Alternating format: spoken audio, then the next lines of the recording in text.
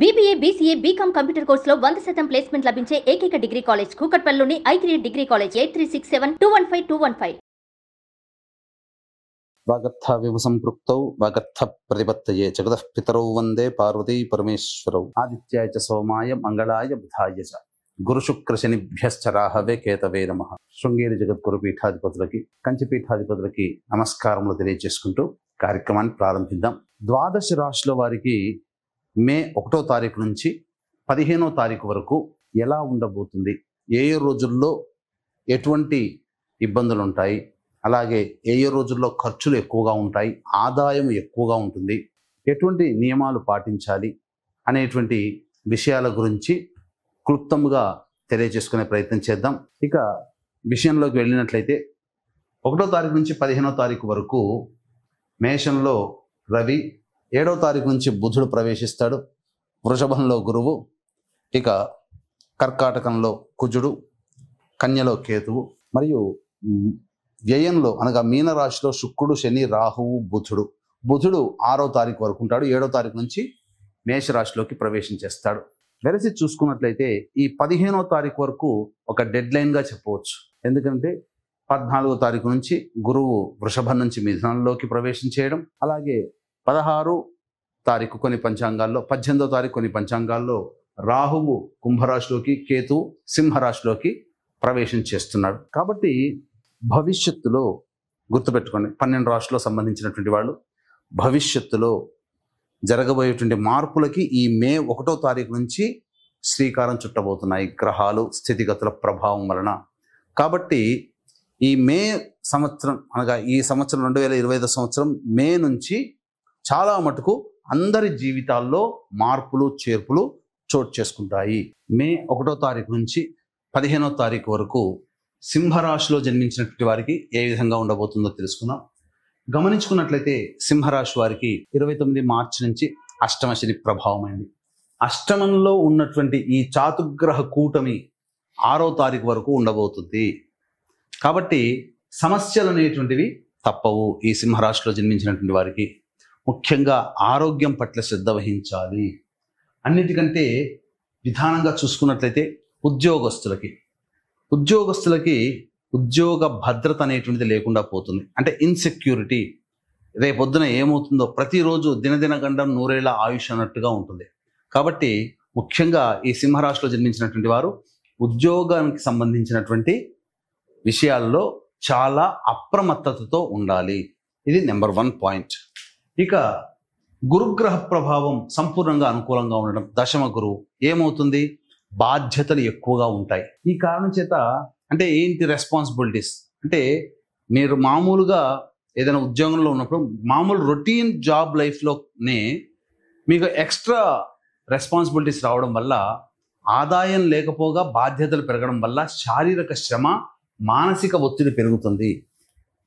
ఈ కారణం చేత మీరు సమర్థవంతంగా నిర్వహించాలి. వృత్తిలో అయినా అలాగే ఉంటుంది, వ్యాపారంలోనైనా కానీ రాబడి తక్కువగా ఉండడం, మీ యొక్క ప్రయత్నాలే ఎక్కువగా ఉండడం, ఈ కారణం చేత అంత సంతోషకరంగా లేని పరిస్థితిలో ఉంటారు. ఇక వ్యయకుజుడు, ద్వితీయ కేతు ఒక రకంగా చెప్పాలంటే ఒక శాండ్విచ్ లాగా అన్నమాట. ఏమవుతుంది, ప్రతిదీ కూడా పాపకర్తలలో పడింది ఈ సింహరాశి. ఏమవుతుంది, ముందు నొయ్యి వెనక గొయ్యి, 2 అడుగులు ముందు వేస్తే 4 అడుగులు వెనక్కి లాగడం.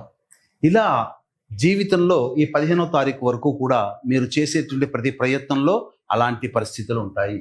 అయితే వ్యాపార రంగంలో ఉన్నటువంటి వాళ్ళకి ఏంటి అని అంటే, ముఖ్యంగా ఫుడ్కు సంబంధించినటువంటి వ్యాపారస్తులు, FMCG, అలాగే general stores, super markets, hotels, restaurants, curry points, roadside vendors, fruits అమ్ముకునేటువంటి వాళ్ళు, అలాగే ఈ సంబంధించినటువంటి పూజా స్టోర్సు, తీర్థయాత్రలు, కాలేజీలు, జ్యువెలరీ రంగంలో ఉన్నటువంటి వాళ్ళు, వీళ్ళకందరికీ యోగదాయకంగా ఉంటుంది. ఇక తక్కినటువంటి అన్ని వ్యాపారస్తులకి, అన్ని వృత్తుల్లో ఉన్నటువంటి వాళ్ళకి, చెప్పినటువంటి బిజినెస్లో కాకుండా మిగతా బిజినెస్లో పనిచేసేటువంటి ఉద్యోగస్తులకి కూడా ఇబ్బందికర పరిస్థితులు అనేటువంటి ఉంటాయి. కాబట్టి మీరు ఉద్యోగ మార్పు చేసుకోవాలనో ఇంకేదైనా మార్పుని కోరుకోవాలి అనుకున్నప్పుడు చాలా జాగ్రత్తగా అడుగులు వేయండి.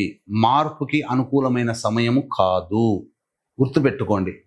కాబట్టి ఉన్న దాంట్లోనే సర్దుకుపోయే మనస్తత్వాన్ని సింహరాశి వారు కనుక అలవాటు చేసుకుంటే చాలా మటుకు యోగదాయకంగా ఉంటుంది. ముఖ్యంగా ఇంట్లో కంటే బయట ఎక్కువగా గడపాల్సినటువంటి పరిస్థితి. కొంతమందికి గృహ మార్పు కూడా సూచిస్తుంది, వాహన మార్పు కూడా సూచిస్తుంది. ఈ విధంగా ప్రశాంతత లేని జీవితాన్ని ఈ యొక్క సింహరాశిలో జన్మించినటువంటి వారు పడతారు.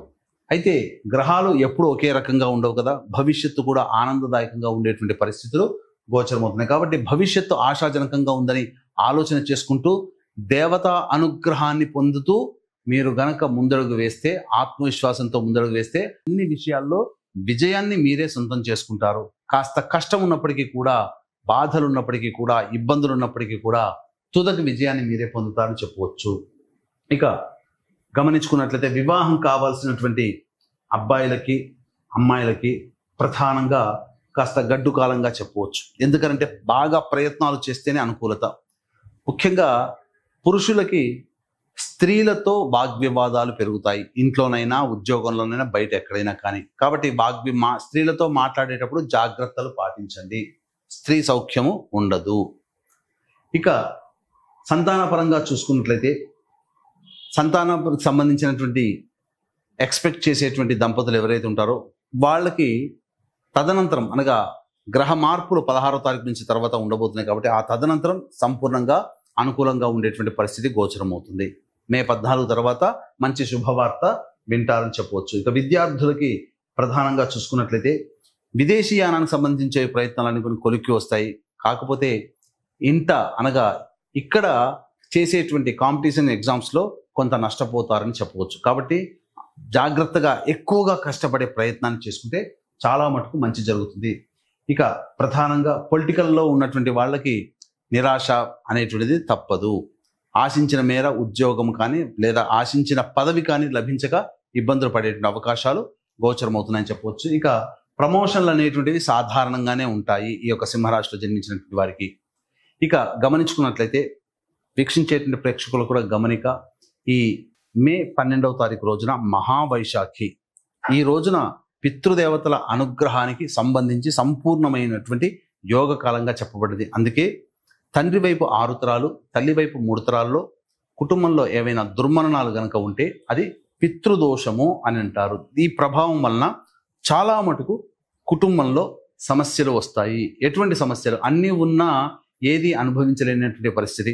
అలాగే పిల్లలకి వివాహాలు కాక, సంతానం కలక్క, దాంపత్యం సరిగ్గా ఉండక, అంతేకాకుండా మీరు చేస్తున్న వ్యాపారంలో అకస్మాత్తుగా నష్టాలు కొని రావడము, అలాగే ఏ పని చేసినా ఆ పనులలో ప్రయోజనం లేకపోవడము, నిజాయితీగా ఎంత కష్టపడ్డా కష్టానికి ఫలితం దక్కకపోవడము, అన్ని ప్రయత్నాలలో ప్రశాంతత లేకుండా మరియు కోర్టు కేసులతో సతమతమవుతున్న ఇవన్నీ కూడా 5 రకాల శాప ప్రభావాల వలన, స్త్రీ, గురు, పితృ, దైవ, సర్ప శాపాలు.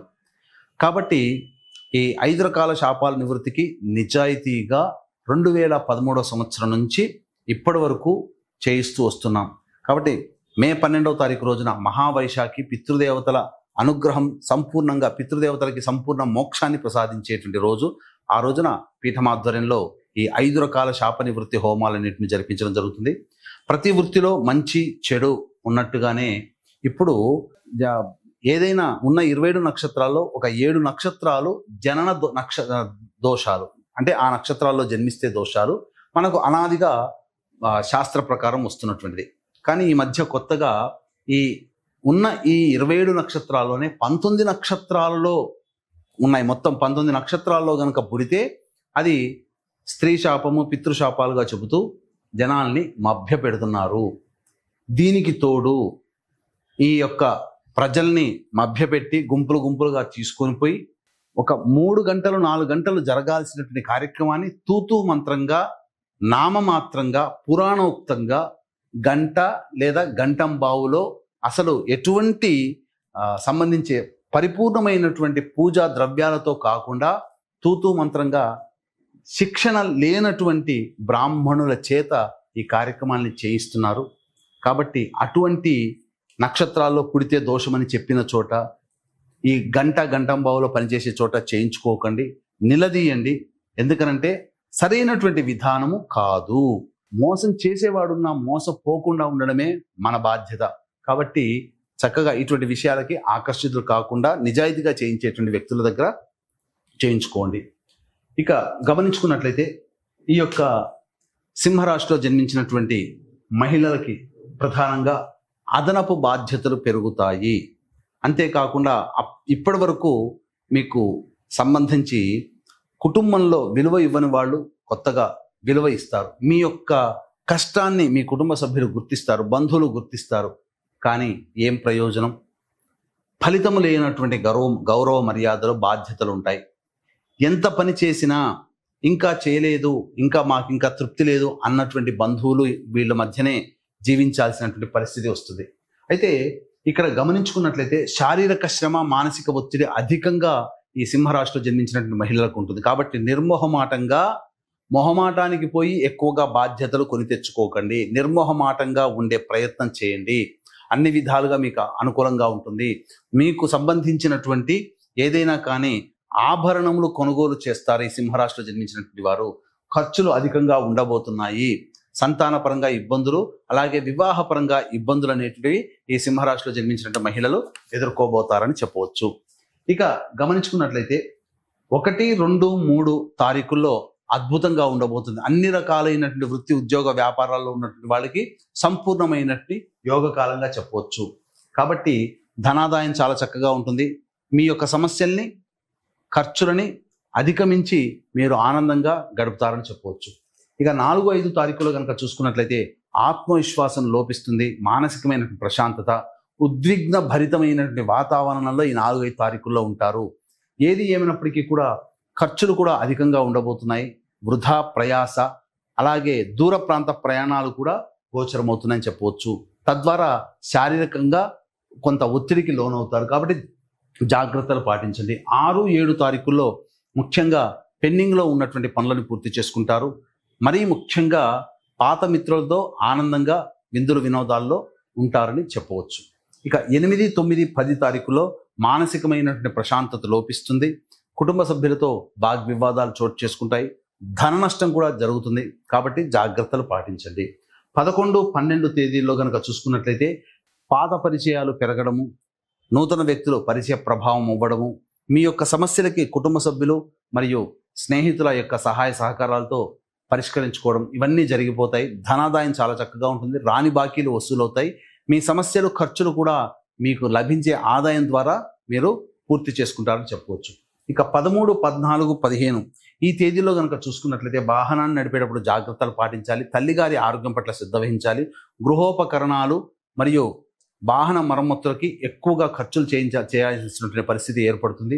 ఏది ఏమైనప్పటికీ కూడాను జాతకరీత్యా 4, 5, 3, 13, 14, 15 ఈ తేదీలో కనుక చక్కగా ఉన్నట్లయితే, అనగా ఖర్చుల్ని అదుపులో పెట్టుకోగలిగితే మిగతా రోజులన్నీ కూడాను ఆనందదాయకంగా ఉంటాయని చెప్పవచ్చు. ఈ యొక్క సింహరాశిలో జన్మించినటువంటి వాళ్ళు మీకు కలిగేటువంటి సమస్యల పరిష్కారం కోసం దక్షిణామూర్తి స్తోత్ర పారాయణము, అలాగే విష్ణు సహస్రనామ పారాయణం కనుక చేసుకుంటే చాలా సమస్యల నుంచి బయటపడతారని చెప్పవచ్చు. సర్వం శ్రీ ఉమామహేశ్వర పరబ్రహ్మార్పణమస్తు.